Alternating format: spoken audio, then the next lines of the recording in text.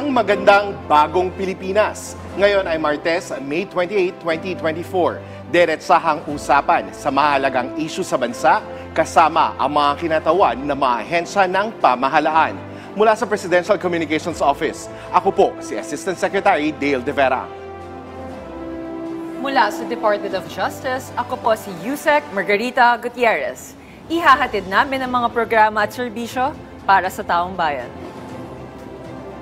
Mainit na balita at mga problemang dapat aksyonan ng ating bibigyang solusyon. Mula rin sa Presidential Communications Office, ako po si Assistant Secretary Joey Villarama. Tutok lang, narito na ang bagong Pilipinas ngayon.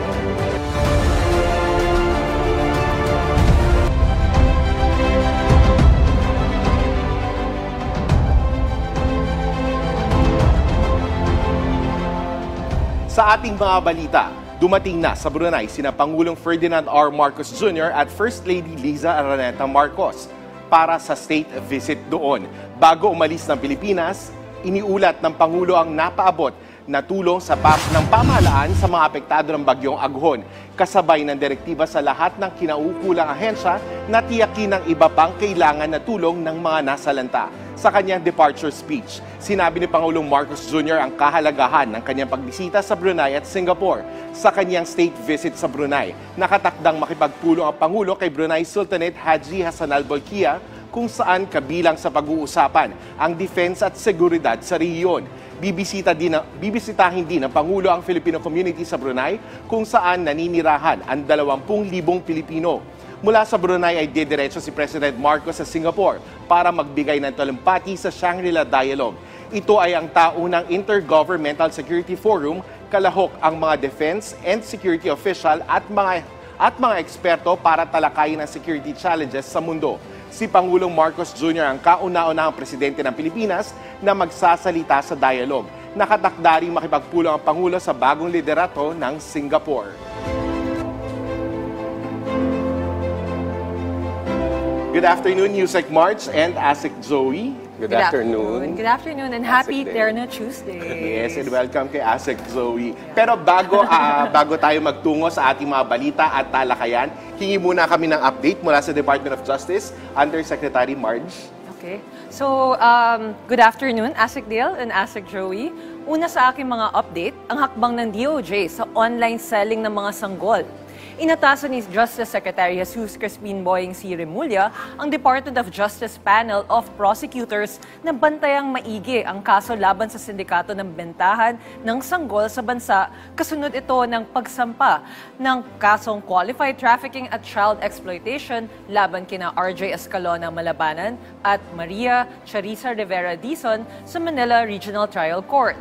Ang dalawang akusado ay nahuli ng Philippine National Police sa isang entrapment operation matapos magbenta ng bagong silang na sanggol online.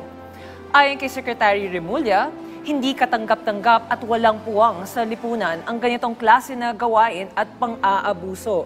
Inatasan ng kalihim ang DOJ Task Force on Women and Children and Against Trafficking in Persons na tutukan ang kaso at siguruhing mapaparusahan ang mga sangkot sa iligal na gawain ito.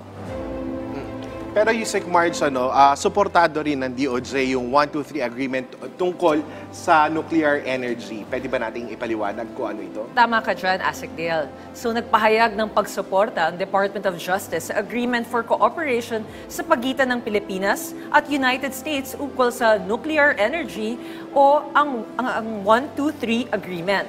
Sa isang legal opinion, ipinahayag ni Justice Secretary Jesus Crispin Boying C. Remulla bilang miyembro ng Nuclear Energy Program Interagency Committee na naaayon sa umiiral na batas sa bansa ang 123 Agreement.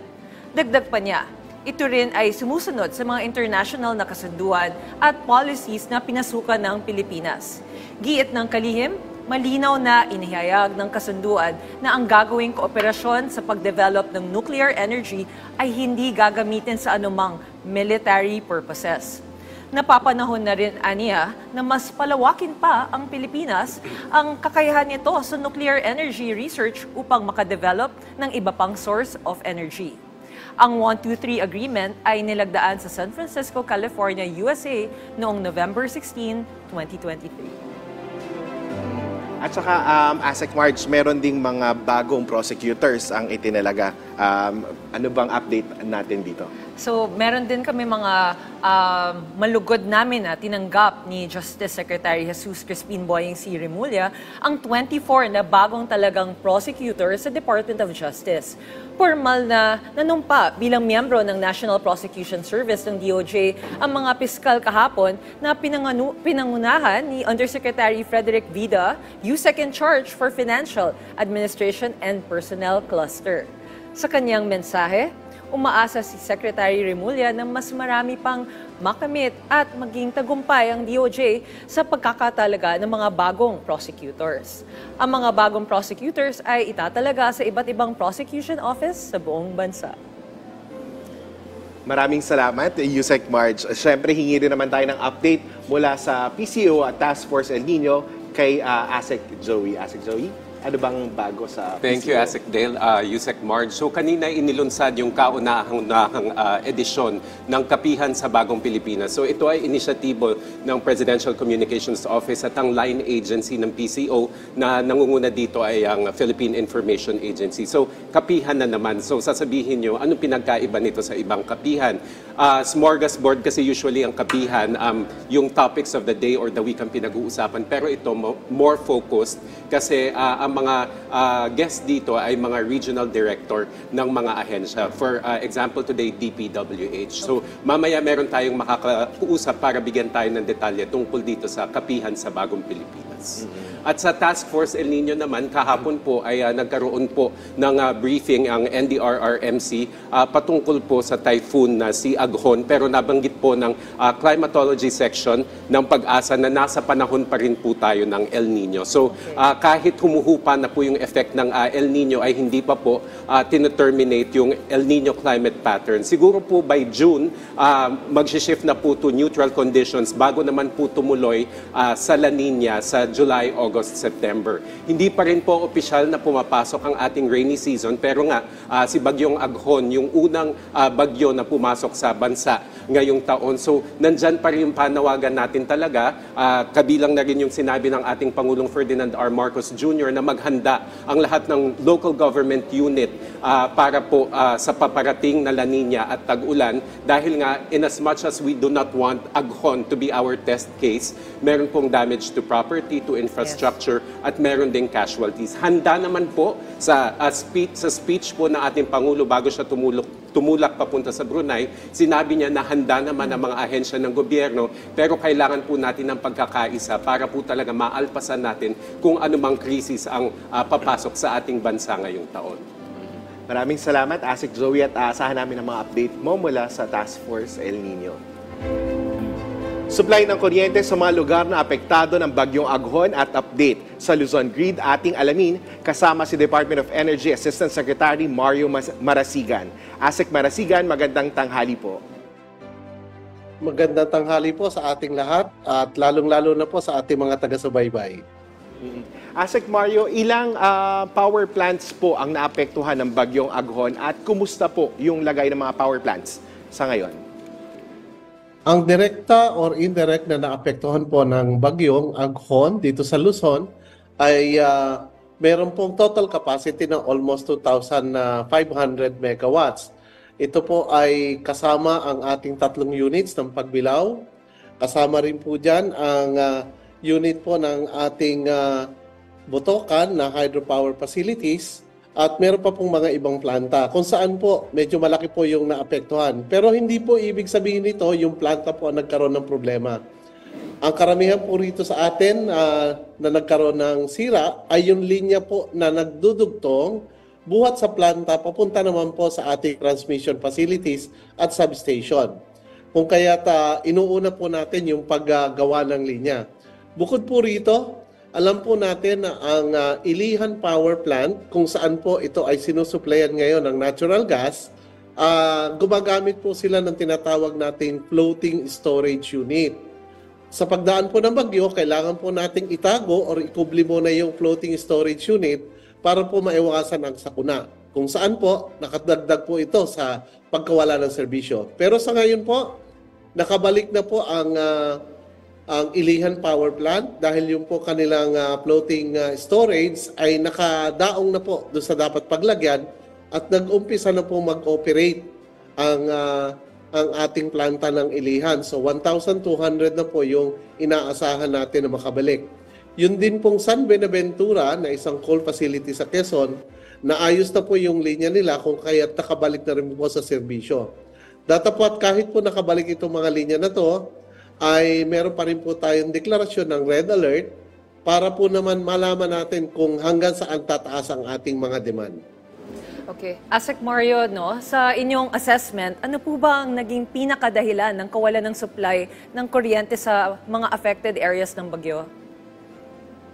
Well, actually po, yung pong apekto ng pagkawala ng serbisyo ng kuryente ay ano po yan, na-cover po natin halos buong Luzon dahil bahagi po yung pagdedeklara natin ng red alert, yung pong tinatawag nating manual load dropping or rotating brownout, ito po ay ini-apply sa kabuuang Luzon grid kung saan kahit po hindi po nadaanan ng bagyo, nakakasama naman po sila doon sa tinatawag nating manual load dropping. Pero sa ngayon po, hindi pa po tayo nag-i-implement yan. Kayong mga oras na to, mamaya pa pong hapon, mag-uumpisa po yan ng 1:00, magtatapos po ng 4:00, at sa gabi po ay meron din tayo sa bandang 8:00 ng gabi hanggang 10:00. Asek Mario, nabanggit niyo po na online na po o nanumbalik yung serbisyo ng Ilihan at San Buenaventura. So ano pa po yung mga lugar na walang kuryente at kailan po natin inaasahan na manunumbalik ang serbisyo sa mga lugar na ito? Salamat po sa katanungan. Sa nabanggit ko po kanina, yung pong ating manual load dropping, ina-allocate po yan sa buong Luzon, hindi lang po doon sa mga areas na naapektuhan ng bagyo.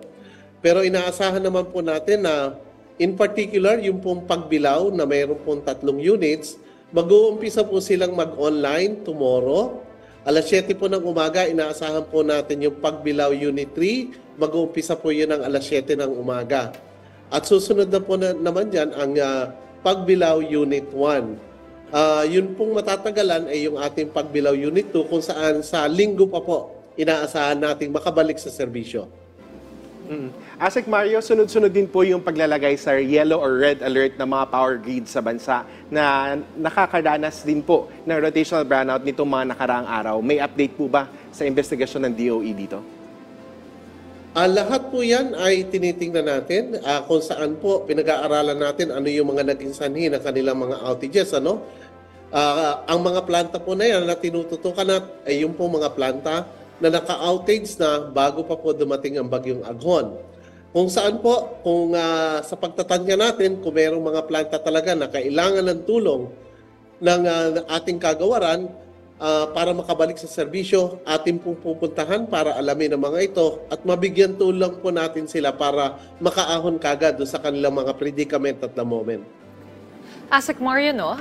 Sino po bang may pananagutan sa mga kaganapang ito at sa sitwasyon ng supply ng kuryente sa ating bansa?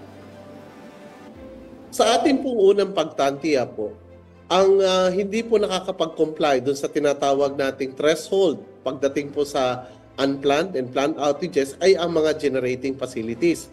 Kung saan po, ito po ay ating minamatyagan at atin po namang ipapaalam sa ating Energy Regulatory Commission na katulong po natin sa pag-iimplementa ng mga regulatory function as well as po yung paglalapat nga po ng mga penalties kung sino ang malaman natin na hindi po nakaka-comply sa regulasyon na ini-issue ng Energy Regulatory Commission na naaayon naman po sa palisiya ng ating Department of Energy. Asek Mario, bukas po inaasahang lumabas ng Philippine Area of Responsibility ang bagyong Aghon at pero nasa panahon pa rin po tayo ng El Nino at naghahanda po tayo para sa La Nina. So ano po ang inaasahan ng mga kababayan natin patungkol po sa supply ng kuryente sa mga susunod na araw at linggo? Marami pong salamat ulit yan. Bali, Asek Joel, ang nakikita natin, makakabalik na ang karamihan ng mga planta natin na naka-outage. Pero hindi pa rin natin inaalis yung ating agam-agam na baka magkaroon pa rin tayo ng yellow alert. Ang ibig sabihin naman ng yellow alert, hindi pa po yan, meron pa tayong sufisyente na supply ng kuryente kung saan po ang kakulangan ay nasa ating reserba. Kung kaya't ito po ay ating patuloy mamatyagan at iriribisa po natin yung tinatawag nating Grid Operating and Maintenance Program kung kinakailangan po. Kasi dito po nakalagay kung kailan at ano ang dapat na pag-maintain na ginagawa ng bawat planta. Asek Mario, ano pa po yung mga hakbang ng DOE para maiwasan yung kawalan ng supply ng kuryente sa bansa? Ang mga hakbangin po na ating tinatahak sa ngayon ay ma-ensure po natin, masigurado natin na yung po mga bagong planta ng kuryente ay magkakaroon na ng kanilang commissioning date sa takdang panahon na kanilang tinatarget.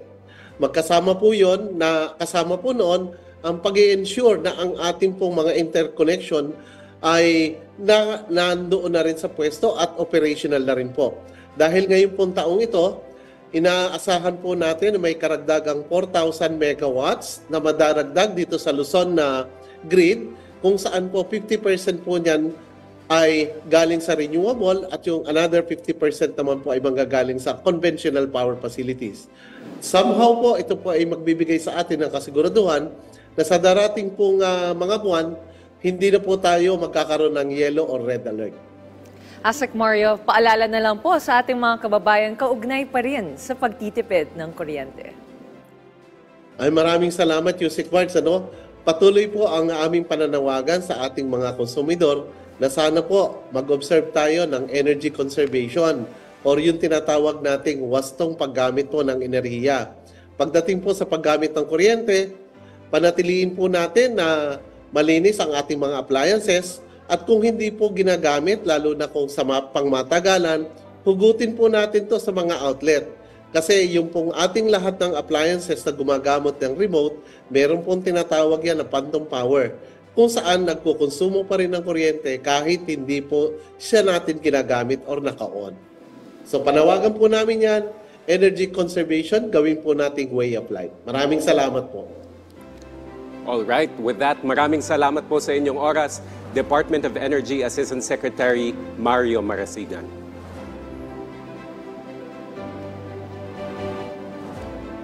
Marami pang balita at talakayan sa pagbabalik ng Bagong Pilipinas ngayon.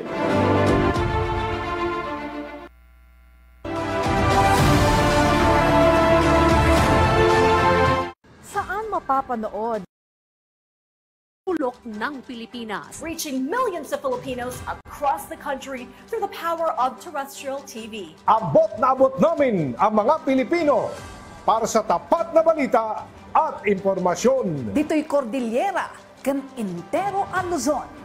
Da kami, timapang namnamaan. Sa aton sa Visayas, wala kami mapugong sa pagpaabot sa unsang hitabo. Dini sa saad ngayuta, Mindanao, PTV, Pirmi Maminaw, para sa paghatod sa balita. Broadcasting in Luzon, PTV4 Manila, PTV8 Cordillera, PTV4 Naga, and PTV4 Palawan. In the Visayas, PTV11 Cebu, PTV10 Dumaguete, PTV2 Guimaras, PTV8 Tacloban, and PTV12 Calbayog. And in the heart of Mindanao, PTV11 Davao City, PTV8 Cotabato, PTV7 Zamboanga, PTV11 Sibugay, PTV11 Pagadian, PTV48 Davao del Norte, and PTV8 Agusan del Sur. PTV Regional Network, buong katapatang naghahatid ng balitang maaasahan para sa inyong pambansang TV.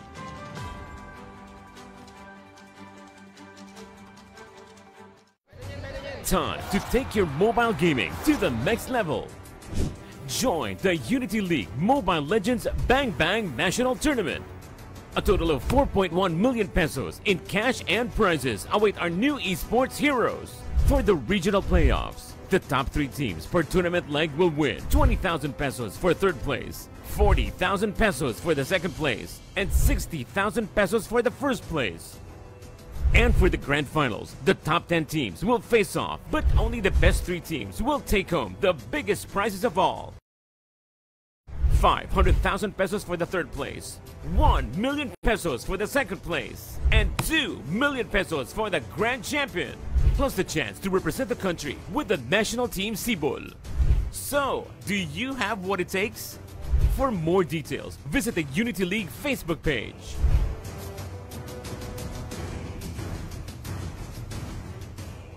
Hindi ka talaga mabubuhay kung hindi mo talaga gagalingan.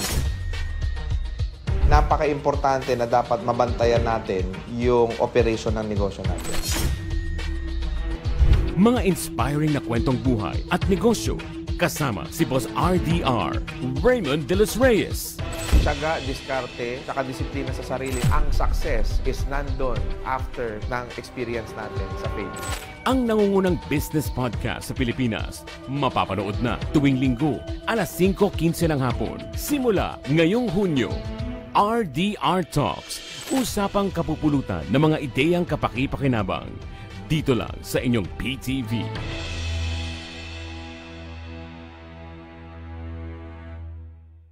PTV Consumer Watch. Bantay presyo sa gasolina.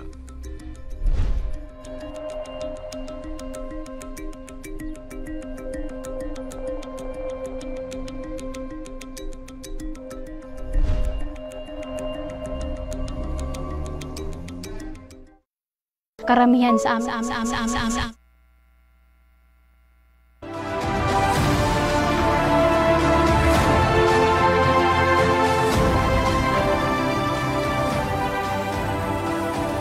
Nagbabalik ang Bagong Pilipinas ngayon. Bagong programang Larry Gadon Live dito sa PTV. Ating pag-uusapan kasama si Secretary Larry Gadon, Presidential Advisor on Poverty Alleviation. Secretary Gadon, magandang tanghali po at welcome sa PTV. Magandang tanghali rin, Attorney Marge. Yusek Marge pala. Magandang tanghali sa inyo lahat. Ako ay makikigulo muna at guguluhin ko yung inyong programa. Gusto po namin yan. Sec Larry, sobrang congratulations po sa bagong programa ninyo dito sa PTV. Una po sa lahat, ano po bang hangarin at layunin ng programang ito na dapat abangan ng ating mga kababayan? Itong programang ito, ang Larry Gadon Live, ay magtatadakay sa mga ginagawa ng gobyerno, ng ating administrasyon, ang ating mga accomplishments, at ipapaliwanag namin dito ang mga issues at saka mga hot topics, mga trending topics, upang mas lalong maunawaan ng ating mga kababayan ang mga kaganapan ngayon. At dito rin ay magkakaroon kami ng mga panayam sa mga iba't ibang mga ahensya, mga government officials din, upang mas lalo nilang maipaliwanag sa ating mga kababayan ang mga programa na kanilang inilalahad para sa ating mga kababayan. At sa isang portion nito ay magkakaroon din ng entertainment para medyo masaya naman. At kami ay aking pipilitin ang mga guest ko na kumanta at ako rin ikakanta para naman magkaroon ng konting kasiyahan sa programa. Sec Larry, backgrounder lang, ano po yung nagtulak sa inyo na i-mount itong show na to? So, konsepto niya ba to o merong nag-approach sa inyo na gawin itong programang ito? Actually, ito, pinag-usapan namin ito ni Secretary Cheloy ng PCO at saka ni Yusek Cesar Chavez. Kasi nga, kailangan talagang tulungan natin ang ating Pangulo na maiparating sa ating mga kababayan kung ano na ang mga accomplishments at mga plano niyang gawin para sa ating mga kababayan. At alam niyo naman, napakahalaga na ang komunikasyon sa ating mga kababayan at ito ang kailangan natin talagang gawin. Sec Larry, mula dito sa programang ito po, maaari niyo po bang ibahagi sa amin yung mga maaasahan ng ating mga kababayan dito sa Larry Gadon Live? Ang maasahan ng ating mga kababayan dito ay yung mga paliwanag kung ano-ano mga ginagawa ng iba't ibang mga ahensya ng pamahalaan at kung ano-ano ang kanilang mga naitutulong sa ating mga kababayan. At kagaya nga bukas sa aming first program, no, first episode, ay magiging panauhin ko dito ang PhilHealth. At kasi sa poverty alleviation, malaking bahagi ang pagbibigay ng access to quality healthcare ng ating mga kababayan. So, dito ay inimbita ko ang PhilHealth upang maipalawanag nila kung ano na ang mga nagagawa nila noon, kung ano ang kaibahan ng PhilHealth ngayon. Sa Clarino, napakaganda po ng layunin ng magiging programa ninyo po. So since kayo po ang Presidential Advisor on Poverty Alleviation, possible din po ba na magkaroon tayo ng public assistance segment sa programang ito, lalo na sa mga kababayan natin na laging nangangailangan? Iniisip na rin namin yan. Kaya lang, kulang ang oras para magkaroon kami ng mga yung tinatawag natin na public service or public assistance. Para dyan ay siguro kailangan maglaan ng mahigit pa 1 oras. Sa programa lang na yan, yung public assistance. Kaya kami naman ay ang naisipan lamang namin ay yung magkaroon lamang ng paglalahad o pagpapaliwanag sa ating mga kababayan yung mga programa ng administrasyon.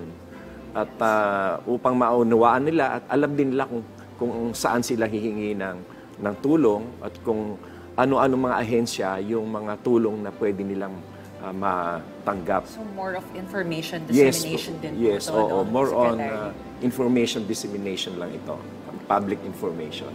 So ulitin lang natin sa Clarino, so mahalagang impormasyon. Kailan po ang first episode at tuwing kailan po natin mapapanood ang Larry Gadon Live sa PTV? Ang Larry Gadon Live ay mapapanood ninyo tuwing Miyerkules 11 to 12 at ito ay mag-uumpisa bukas May 29 and every Wednesdays. Ayun. Secretary Gadon, nandito na rin naman po. No, hingi na rin po sana kami ng update tungkol sa mga poverty alleviation programs ng inyong opisina. Well, actually, ang opisina ko kasi ay more on advisory office. At marami naman sa ngayon ang ginagawa ng ating administrasyon, lalong-lalo na sa Department of Social Welfare, sa DSWD, at marami rin namang mga ahensya, kasi bawat ahensya ay may kanya-kanya rin mga programa ng poverty alleviation. Halimbawa, sa Department of Agriculture, meron din silang programa para sa poverty alleviation, like yung namimigay sila ng mga seedlings, at namimigay sila ng mga kagamitan sa ating mga farmers at nag-assist sila ng mga bagong teknolohiya. So yan ay, kung tutuusin mo, while these projects are under the Department of Agriculture, pero yun ay part ng one government approach para dito sa poverty alleviation. Marami tayong mga aspeto na ginagawa for poverty alleviation, kagaya nila sa DOH. Yung pag-improve nila ng kanilang mga health services sa ating mga kababayan, that is also part of poverty alleviation. Kasi ang poverty alleviation naman doesn't mean that ayuda lang kundi yung talagang you are going to uplift the lives of the Filipinos. Hindi lang dapat whole of government approach lang, yes. Whole of nation approach lang dapat ito. Oo, tama, Yusek Marge. Sec. Larry, may tanong lamang po mula sa ating kasamahan sa media na si Jean Mangaluz ng Inquirer. Gaano karami na raw po ang natulungan ng inyong tanggapan sa pamamagitan ng inyong mga proyekto at programa? Well, I cannot really claim or grab credit from the President because what we are doing are all under the name of the President. In fact, napakaganda na ng resulta ng poverty alleviation natin.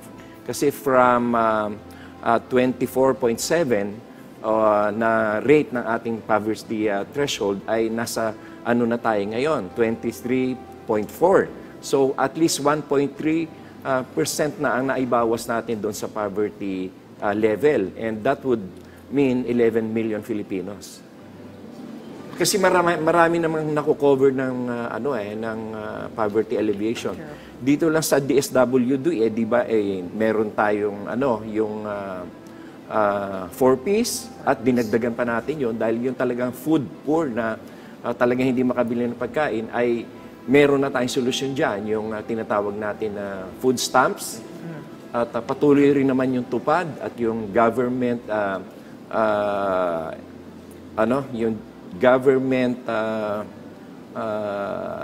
training system na binibigay naman ng DOLE upang ang mga gusto makapagtrabaho in the future ay nabibigyan din nila ng trabaho. And this is sa government, yung mga government offices.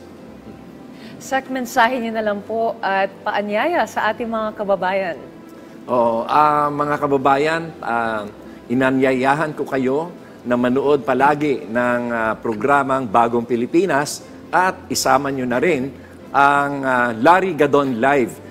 At doon ay malalaman nyo ang mga pangyayari at mga kaganapan sa ating bansa, lalo na yung mga maiinit na issues at mga trending issues, yung mga maiinit na topic. At doon ay maipapaliwanag namin kasama ng aking mga panauhin na magpapaliwanag din kung ano-ano ang mga kaganapan sa ating bansa at ang mga achievements ng Marcos administration at ang mga plano na gagawin sa na ipapatupad ng ating Presidente Bongbong Marcos. Maraming salamat po sa inyong oras, Secretary Larry Gadon, Presidential Advisor on Poverty Alleviation.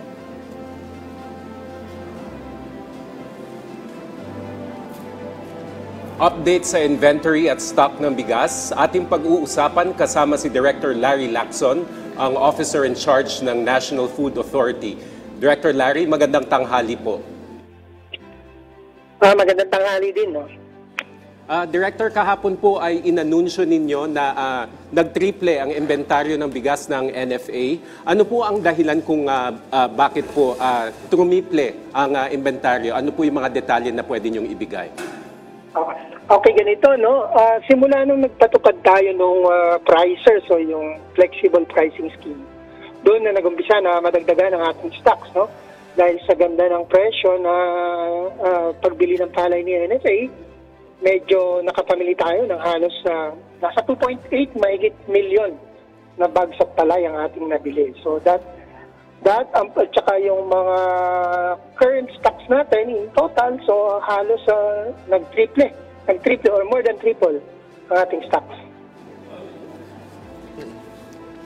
Director Larry, ilang metricon tonelada po ba ang nasa inventaryo ninyo sa ngayon mula sa dating stocks ng inyong bigas? At ilang metricon tonelada po ba ang target ninyo sa ngayon?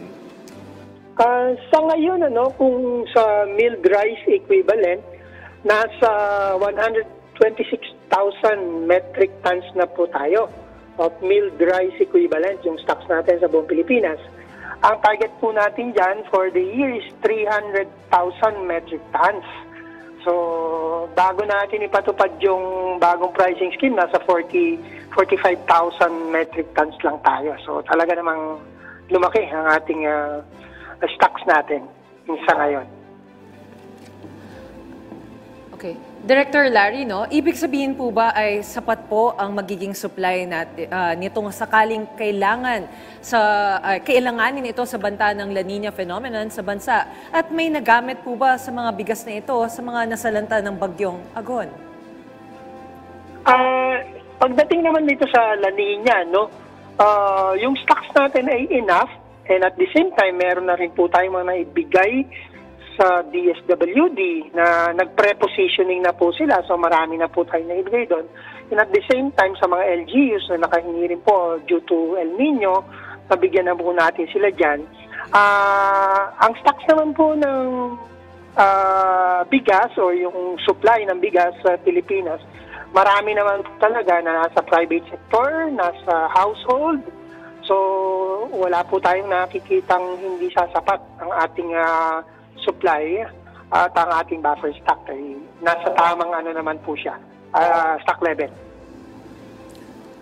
Director Larry, habang nadadagdagan po yung supply natin ng bigas dahil sa harvest at saka sa acquisition po ng NFA, nagiging problema po yung pagkabulok. So ano po yung mga hakbang ng NFA para hindi naman po masayang yung mga bigas na iniimbak natin? Yung naman pong bigas natin ay mini-maintain natin ang quality niya through regular pest control and fumigation. And at the same time, nababawasan po yan through sa pagbebenta natin sa BJMP and other LGUs, no, na nangangailangan ng bigas. So, hindi po natin nakikitang mabubulukan tayo ng bigas. At saka po yung mga nakastocks naman natin ngayon is in the form of palay pa naman. So, hindi po tayo nakakita ng posibilidad na mabubulukan tayo. Director Larry, kumusta naman po ba yung pakikipag-ugnayan ninyo sa Department of Agriculture hinggil po dito at kung may update din po ba kayo sa mga ongoing construction at yung functional na drying facilities natin ngayon? Actually, yun yung challenge natin, no? Pag-upo natin, yung drying facilities talaga ni NFA, medyo kulang.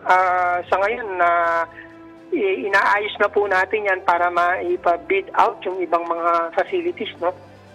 Para makapagtayo tayo. Siguro by next year, madadagdagan na yan. So, and at the same time, yung sinabi mo ngayon sa DA projects and programs, naka-link tayo ng close sa kanila, no? Pati sa NIA, with regards to their programs and our program, para naman sa ganun, talagang matugunan natin yung buffer stocking requirement natin for the whole country.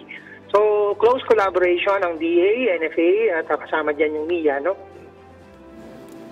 Director Larry, no, sa ngayon po ba, nasa magkano na po yung buying price range ninyo sa mga palay? At gaano kadami naman po, or gaano kamura ang magiging bentahan ng mga bigas mula po dito? Sa ngayon, range kami from 26 hanggang 30. Iba-iba kasi ang presyo ni bawat probinsya, no? So, in terms of selling price naman, sa ngayon kasi nakapeg pa tayo sa 25 pesos, no? Pero magbabago na ito sa hinaharap dahil may pina-finalize kaming guidelines para sa new price ng ating bigas.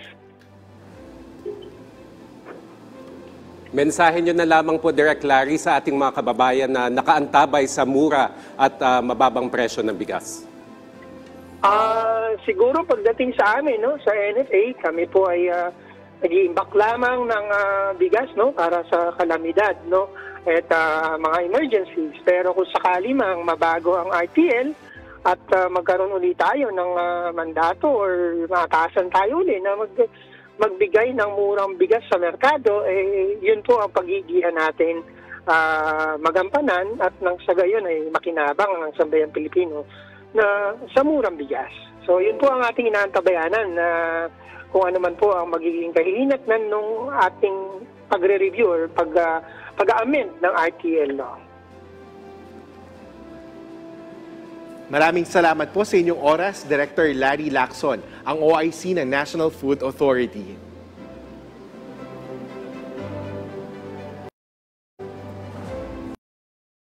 Paglulunsad ng kapihan sa Bagong Pilipinas ng Philippine Information Agency. DJ Torres, magandang tanghali po. Magandang tanghali po, Sir Dale at mga architects sa PTV. At maraming salamat po sa pagpunta sa program. DJ, para sa kaalaman ng ating mga kababayan, ano po ba ang layunin ng inyong inilunsad ngayong araw na kapihan sa Bagong Pilipinas Forum? For the first time po yata sa kasaysayan ng Pilipinas, nagkaroon po ng simultaneous press conference sa buong Pilipinas sa 16 regions ng ating bansa. At ito po ay tinawag natin kapihan sa Bagong Pilipinas. Ito po ay ating ng Presidential Communications Office sa pamamagitan po ng Philippine Information Agency. Sabay-sabay po, alas 9 ng umaga hanggang alas 10 na umaga, sabay-sabay po ang lahat ng review natin na nagkaroon ng kapihan. At ang inimbitahan po at kasama po natin sa una natin sa ating paglunsad ang Department of Public Works at Highways na ipinahayag kung ano yung programa ng Bagong Pilipinas ng ating Pangulo sa kasalukuyan para maabot natin yung ating mga kababayan, lalo-lalo na doon sa mga rehiyon. At kasama po natin ang ating mga 4 na regional directors ngayon mula sa Luzon, Visayas at Mindanao upang ipalaksa kung ano yung nangyari kaninang umaga dito sa historic na paglunsad ng kapihan para sa Bagong Pilipinas. Okay, DG, gaano po ba kalaking tulong itong forum na ito upang mas maunawaan ng ating mga kababayan yung mga programa na ipapatupad ng ating pamahalaan? Ang Philippine Information Agency po kasi ang grassroots arm, ang information and communication arm ng ating pamahalaan para doon sa grassroots, para doon sa mga pamayanan, doon sa mga liblib na lugar, sa mga probinsya, mga rehiyon, sa mga munisipalidad. Kailangan po maintindihan ng ating mga kababayan kung ano yung mga programa na inilusad ng ating pamahalaan sa pamamagitan ng ating mga opisina at ating mga information officers sa buong bansa. Kaya po naisipan po natin ilunsad itong kapihan sa Bagong Pilipinas upang maabot natin ang lahat ng ating mga kababayan. Importante po kasi na maintindihan ng ating mga kababayan ang programa at mga aktibidades ng ating gobyerno upang tumulong sila at makiisa doon sa ating mga nilunsad na mga adhikain para sa isang bagong Pilipinas. DG Joe, tuwing kailan po isasagawa ang kapihan sa Bagong Pilipinas at saang mga lugar po ito isasagawa? Gagawin po ang kapihan sa Bagong Pilipinas sa buong bansa, sa bawat rehiyon ng Pilipinas. At ito ay gagawin po natin every Tuesday po alas 9 ng umaga hanggang alas 10 ng umaga. At hindi lang po humihinto doon sa kapihan ang ating mga activities. Actually, this morning, pagkatapos ng ating kapihan, nagkaroon pa ng town hall meeting sa ibang mga rehiyon upang mas lalong palalimin yung mga diskusyon na pinag-usapan doon sa kapihan.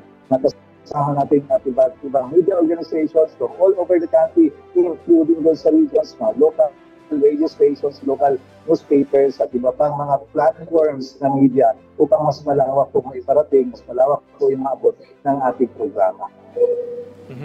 DG Joe, mensahe at paanyaya nyo na lang po sa ating mga kababayan na nakatutok sa atin ngayon. Iniimbitahan po natin ang lahat na subaybayan po ang programa, ang Kapihan sa Bagong Pilipinas na in-air po ng Radyo Pilipinas, kino-cover po ng PTV4 at nandun po sa lahat ng social media platforms ng Philippine Information Agency at ibang ahensya na kasama natin, partner agencies na kasama natin doon sa ating programa. Sa susunod na linggo po, kasama po natin ang Department of Transportation, kaninang umaga po yung Department of Public Works and Highways.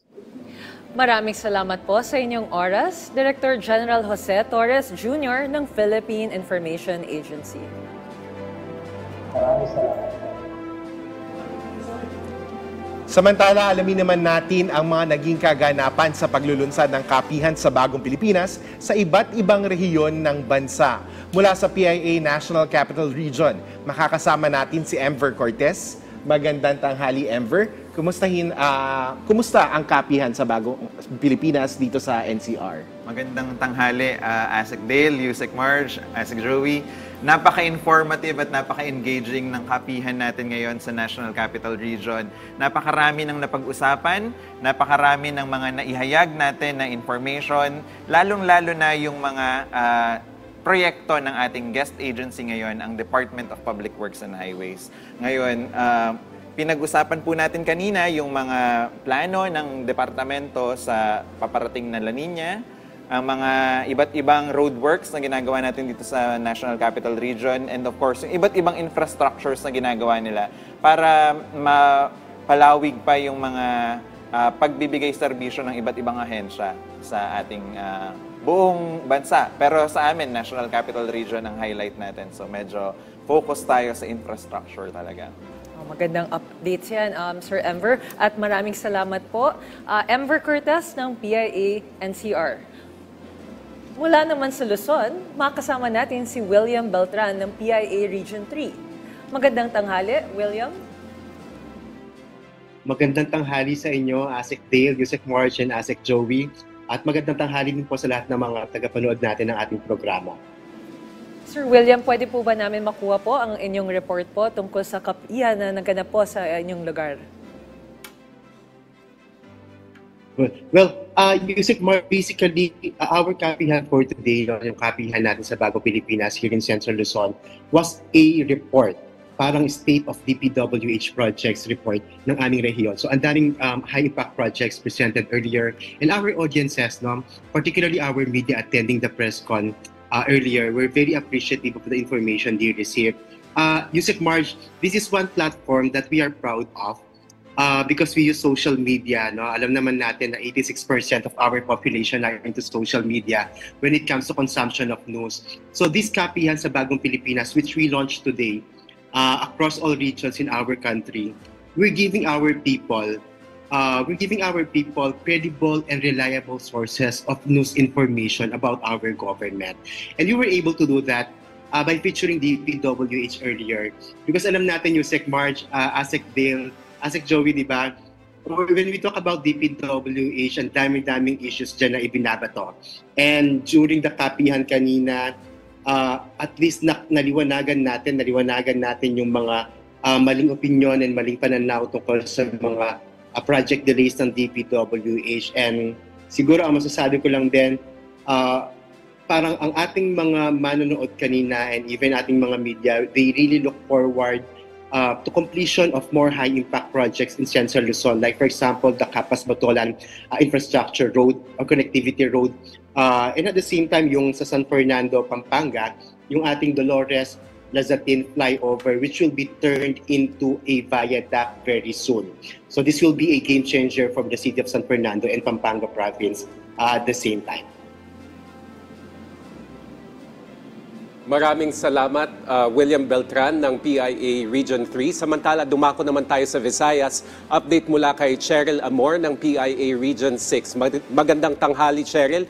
Kamusta po ang naging paglunsad ng inyong kapihan sa inyong rehiyon? Magandang tanghali po sa inyong lahat. Dito po sa Western Visayas, napakainit ng aming naging talakayan.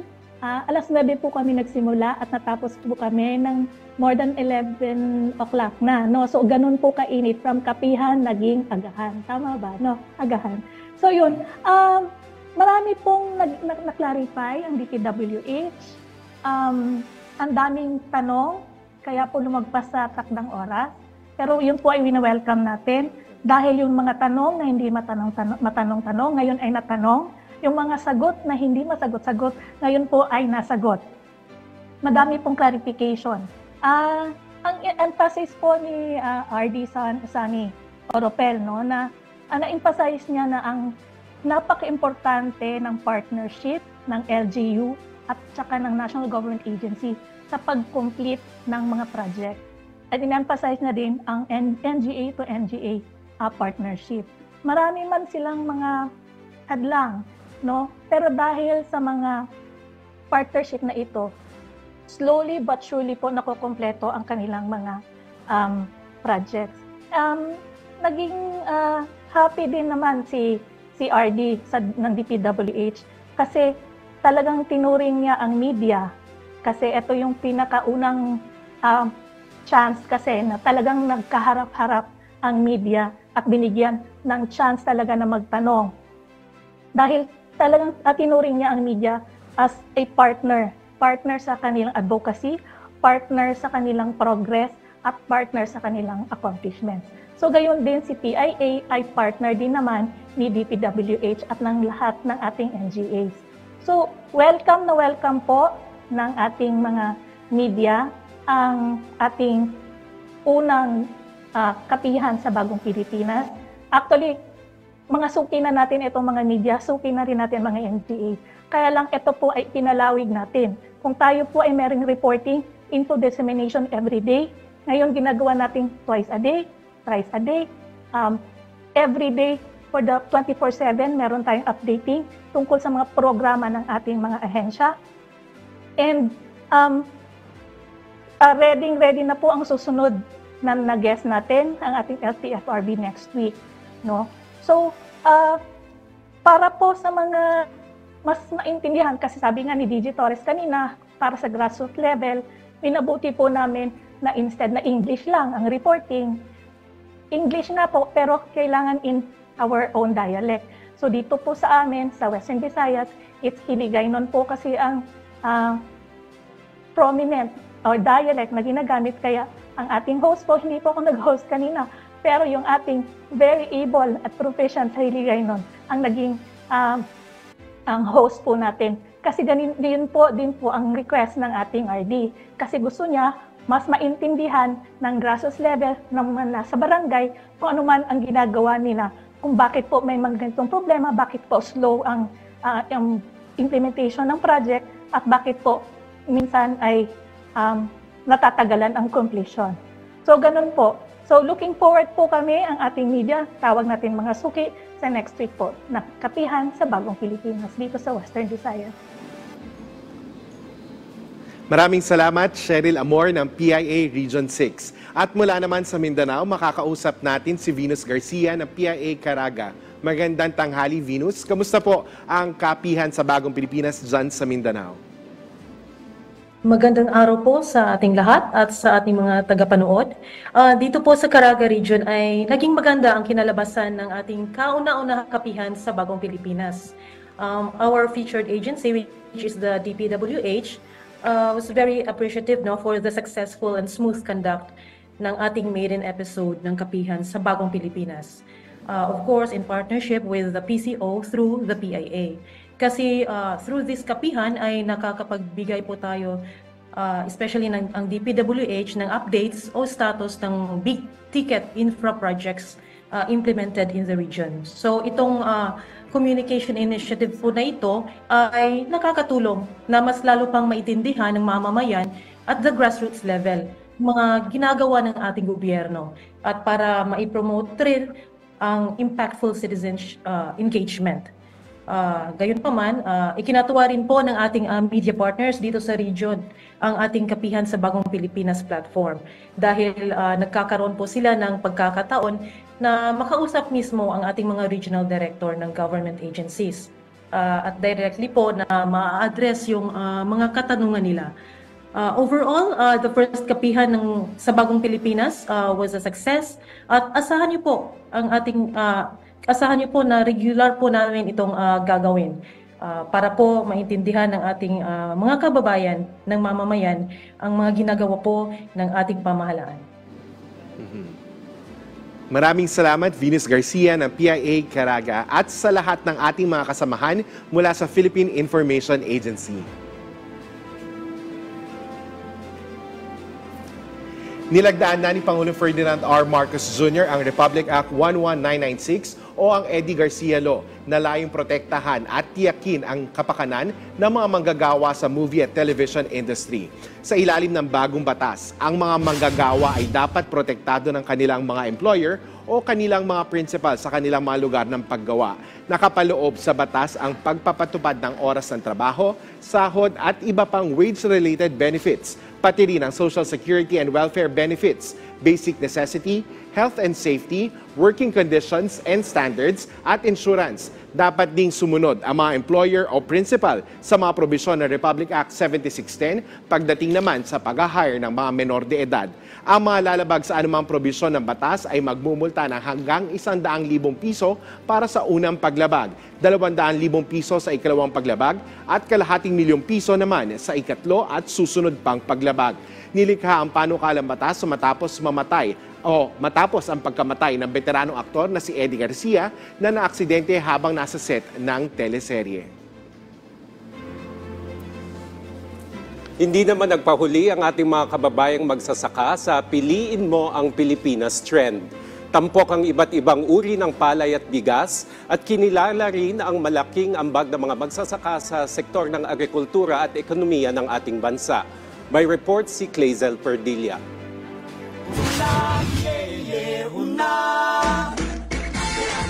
Sa Piliin Mo ang Pilipinas Challenge na ito. Piliin mo ang Pilipinas, napuno ang kwintas ng pera.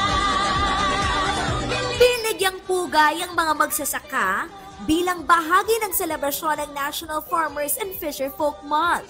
Ibinida ang mukha ng ating masisipag na magsasaka na nagtatanim ng palay at nagbibigay ng bigas na pangunahing pagkain ng mga Pilipino. Highlight din sa video ang iba't ibang variety ng palay at bigas. Gawang video ng Phil Rice na humakot na ng libo-libong reaksyon. Sa buwan ng magsasaka at mangingisda, iginiit ng Department of Agriculture ang malaking papel ng ating magsasaka at mangingisda sa sektorong agrikultura at ekonomiya. Nakaraang taon, record high ang 20 million metric tons na palay harvest. Papalo sa 25 million metric tons ang ani ng gulay at iba pang produkto. Daang libong metriko tonelada rin ang produksyon ng isda, manok at baboy. This production has in turn sustained and supported our country's robust economic expansion. As of December, the agriculture and fisheries sector has created 500,000 new jobs in the Philippine countryside. Pinarangalan ng mga magsasaka at kooperatiba na napalago ang tulong na ipinagkaloob ng DA. Sa ilalim ng administrasyon ni Pangulong Ferdinand R. Marcos Jr., tiniyak ang patuloy na pagtulong at pagpapalakas sa mga magsasaka upang makamit ang food security na hindi lamang sapat, kung hindi abot kaya. Kalezal Pardilia para sa Pambansang TV sa Bagong Pilipinas. At dito na nagtatapos ang ating programa sa araw na ito. Samahan ninyo kami ulit bukas para sa mahalagang talakayan at mabilis na aksyon ng pamahalaan. Mula sa Department of Justice, ako po si Yusek Margarita Gutierrez. Patuloy naming aalalayan at tutugunan ng mga pangangailangan ng ating mga kababayan.